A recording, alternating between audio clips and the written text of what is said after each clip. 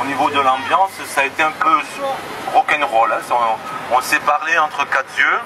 Donc premier message, les régions, par l'intermédiaire de l'ARF, vous indiquent qu'elles vous aiment tous.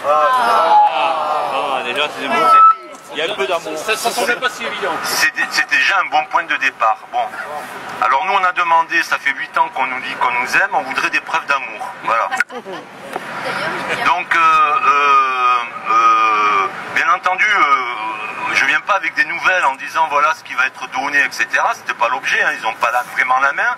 Mais l'objet, je veux quand même vous rappeler l'objet, c'était de montrer que nous, pour la survie de notre boîte, on ne va pas leur laisser entre les mains et leurs discussions de salon et que maintenant on se met en colère. Donc ça, je pense que le message est bien passé. Et dans un peu plus de détails maintenant, vous savez que l'ARF... Moi j'étais au ministère, elle s'opposait formellement à notre entrée, à notre reconnaissance dans le SPE et notre entrée au CNEFOP et dans les CREFOP pour les initiés. Et ça apparemment s'est levé. Elle nous a dit que c'est bon, c'est dans la boîte. Alors attention, ça c'est plus de l'ordre du symbolique que ça nous fait pas manger. Mais déjà, bon... On va pouvoir nous entendre AFPA apparemment, alors il faut trouver un biais précis parce qu'ils sont frileux à dire si c'est l'AFPA on peut être attaqué parce que vous êtes jugé parti, mais par le biais d'AFPA Transition ça pourrait être la bonne mécanique. Donc vous voyez, ils ont quand même avancé sérieusement là-dessus, mais je crois aussi que le ministère y tenait, que bon c'était évident qu'ils allaient se plier là-dessus, moi il me semble. Bon voilà. Donc ensuite ils nous ont invités à préparer l'avenir. Fort justement, on leur dit, nous, on veut bien travailler à l'avenir, mais déjà c'est le présent, parce que quand on va crever, on peut toujours parler d'avenir. Sur le présent et la sécurisation de la commande publique, ils sont toujours aussi frileux, eux. Et en tout cas, mais par contre, ils sont OK pour travailler sérieusement et techniquement avec nos experts. Alors nous on est armés maintenant et là on va pouvoir peut-être, on n'a pas de date, hein, mais le principe de travailler et d'échanger, parce que là on était complètement, eux ils disent juridiquement vous dites des conneries. Alors là, moi, nous on s'est énervé, CFDT, en disant non, nous on a travaillé sérieusement les dossiers, on a notre expert et tout, donc c'est vous qui dites des conneries. Donc ils sont OK pour travailler là-dessus. Et ensuite, pour la survie de l'AFPA, ils disent qu'ils sont en relation tous les jours avec le ministère, mais ça vous le savez, c'était enclenché déjà par le ministère. Des groupes de travail ont été constitués et normalement dans le mois qui vient il devrait y avoir des propositions. Elle dit dans le mois qui vient, mais en réalité le ministre a annoncé des annonces en mars. Donc on vous fera après dans le détail des éléments plus précis dans un compte rendu, mais voilà globalement ce qui s'est passé. Ce qu'il y a, c'est que je reviens plus à des impressions, c'est que on les a bougés et franchement ils ont compris que bon c'est bon, on va pas se laisser faire, c'est le message qu'on a renouvelé, et d'ailleurs tous les syndicalistes autour de la table, donc il faut maintenir la pression. Et donc la pression, on vous communiquera l'intersyndicale. Déjà demain, on se voit l'intersyndicale à 9 h pour faire un communiqué commun, si on y arrive, mais il n'y a pas de raison qu'on n'y arrive pas.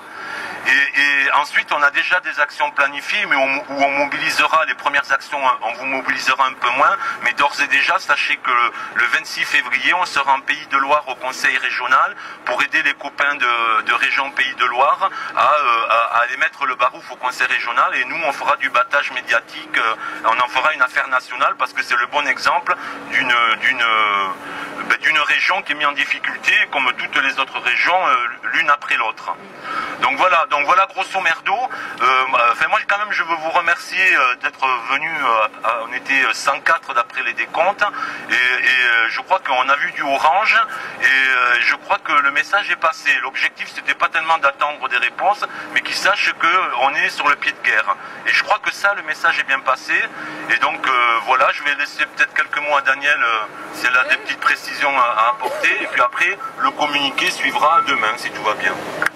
Il y avait Pascal Gérard, ça y est, il fallait un petit peu un temps d'apprentissage.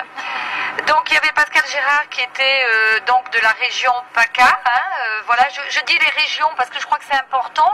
Il nous avait mis en face des régions qui fonctionnent plutôt bien vis-à-vis de l'AFPA. les Pays de Loire la Pays de Loire n'a pas été invitée à cette réunion et ça a été un choix de Madame Gérard de ne pas nous mettre en face quelqu'un qui rudoie l'AFPA. Hein. Donc on avait également la vice-présidente de la région Bretagne qui était là également. Il y avait le Nord-Pas-de-Calais, la directrice d'information professionnelle. Il y avait l'Aquitaine qui était là, le directeur général de la Forme Pro, et la Basse-Normandie. Ça, c'était pour les personnes qui nous tenaient le discours qu'effectivement, et là je vais répéter, ils aiment l'AFPA, ils ont même signalé que l'AFPA était l'épine dorsale du SPE et que pour ça il fallait nous protéger, mais j'ai dit vous nous protégez mal et bientôt on va casser là, c'est plus possible. Hein. Voilà, donc ça c'est pour les participants. La proposition concrète que a fait Pascal Gérard au ministère, et a priori le ministère serait assez d'accord, c'est de proposer qu'on rentre, comme le disait Bruno, au CNEFOP, et que là, un groupe de travail soit créé, un groupe de travail quadripartite, pour que justement aussi il y ait tout le travail avec les centrales, etc. Parce que paraît-il, les discours ne sont pas forcément les mêmes, donc favoriser la transparence. Alors c'est assez, voilà, et de travailler sur 3 axes, notamment se mettre d'accord sur les chiffres, parce qu'apparemment les chiffres que nous avons et les chiffres qu'ils ont au niveau des appels d'offres et de ce qu'ils nous donnent, c'est pas pareil. Travailler également, proposition de travail pour une expertise un peu juridique. Travailler également aussi sur la mobilité nationale et territoriale, favoriser cette mobilité, hein, ce que on n'a pas vu. Et ils nous ont parlé que l'avenir, surtout, s'il ne fallait pas qu'on rate le coche, c'était sur les programmes d'avenir, d'investissement, sur la réindustrialisation du pays, et donc sur tous les gros programmes, les éoliennes, etc. Donc là, nous, on a fait une intervention en disant que, là, je regarde un peu les psychos, qu'ils étaient bien beaux de nous balancer l'avenir demain et des beaux programmes ambitieux, mais que déjà, nous, on voulait pouvoir manger aujourd'hui et que tant qu'on ne serait pas sécurisé, on ne pourrait pas aller vers des programmes ambitieux comme ils le souhaitent, que ce soit au niveau investissement, réflexion, matière grise, etc. Donc voilà, je crois, comme Bruno, moi j'ai eu le sentiment qu'on les a bousculés, que l'article qui est paru et la réponse, c'est qu'elle était très très en colère, parce qu'on a osé faire paraître dans la presse ça. Et donc elle était très très en colère, c'est une personne qui m'a l'air engagée. Elle est engagée, elle est tenace, elle est technicienne, elle est quand même douée, et douée dans la maîtrise de son dossier. Hein, et donc je pense que ça ne va pas en rester là. Alors on ne sait pas si ça va marcher vraiment, mais je crois qu'en tout cas, elle ne veut pas trop qu'on attaque l'ARF, elle ne veut pas trop qu'on touche aux régions, et qu'il va y avoir, ça peut faire boule de neige, voilà. Après on verra. Voilà, moi Oui, sur le dernier point, c'est toujours la même stratégie, hein, c'est-à-dire nous on vous aime, c'est pas nous, vous trompez d'ennemis, allez voir les autres. Donc il y a sans arrêt ça, nous on leur a dit si, vous, nous c'est tout le monde, il n'y a pas que vous, mais il y a vous aussi, donc ça c'est un point important. Et puis après aussi, je veux pondérer, parce que l'ARF, en fait, c'est une association des régions qui a été créée, mais ça n'a aucun pouvoir. Hein. L'ARF, elle peut rien décider, elle peut pas dire demain, on repasse sur subvention, garde à vous repos, conseils régionaux. Non, les conseils régionaux font ce qu'ils veulent. Nous aussi, on a tenu un discours aussi très clair aussi en disant que, parce qu'à un moment donné, on partait dans les grands discours de salon, ouais, vous attaquez à la décentralisation, vous voulez une subvention nationale, mais j'ai dit, et nous, on n'a jamais demandé ça, on fait pas de politique, on veut sauver notre boîte, on n'est pas contre la décentralisation, on veut des sécurisations, la compétence en matière de forme pro des régions, on la remet pas en cause, ce qu'on veut, c'est qu'on nous sécurise. Donc je lui ai dit, je lui ai gueulé 3 fois, bon, mais je pense que c'est entendu, mais attention, parce qu'ils ont tendance aussi de suite, nous on veut parler pratico-pratique, et de suite mettre le discours sur des plans qui nous dépassent, quoi, et on n'en sort pas, quoi, on fait de l'idéologie et on n'en sort pas. Donc nous on a insisté en disant qu'on était des pragmatiques, qu'on faisait pas de politique. Je vous donne des exemples, elle a attaqué notre conf par exemple, elle me dit ouais mais vous CFDT, vous tenez un discours, mais la conf, moi j'ai été dans des réunions où ils disent qu'ils sont pour la commande publique. Alors il faudrait vous accorder. Donc moi j'expliquais que je représentais le SINAFPA, le syndicat CFDT AFPA, et que moi j'ai jamais entendu la conf tenir des discours publics comme ça, mais que j'en parlerai. Et là elle s'est ravie, non mais c'est pas la peine d'en parler, ça va faire de la polémique. Elle a dit.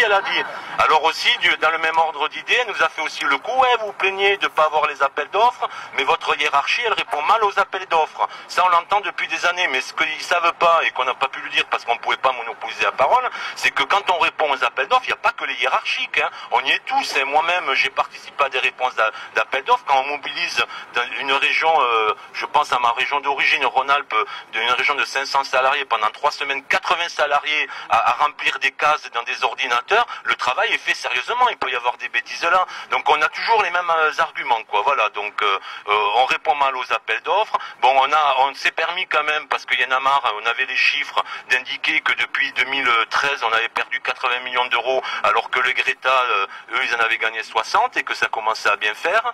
Et en leur disant, mais on comprend bien, parce que sociologiquement, dans les conseils régionaux, vos élus, il y en a beaucoup qui viennent de l'Éduc, et très peu de chez nous, et là, ça commence à suffire. Mais elle conteste les chiffres, bien sûr. C'est pas vrai, vous dites des bêtises. Je lui dis, attendez, je dis des bêtises, mais moi je prétends que c'est vous qui dites des bêtises. Nos chiffres, ils sont bons.